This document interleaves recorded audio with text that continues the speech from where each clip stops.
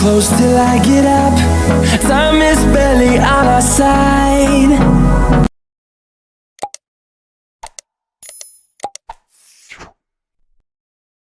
U noći između 23. i 24. listopada 1944.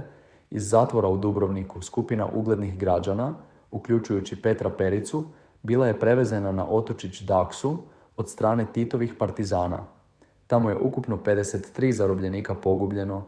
Zatočenici su bili smješteni u staroj samostanskoj crkvi, odakle su ih tamničari redom izvodili, govoreći im da idu u šetnju dok ne dođe brod za Vis. Jedan od preživjelih svjedočio je kako su Padra Pericu prisilno razodjenuli i ismijavali ga, potežući ga za bradu, a potom ga ubili zračnom puškom za podvodni ribolov te bacili u jamu. Sljedećeg dana Dubrovnik je bio oblijepljen plakatima s montiranim presudama koje su lažno prikazivale Petru Perici i desecima drugih osuđujuće presude navodnog vojnog suda.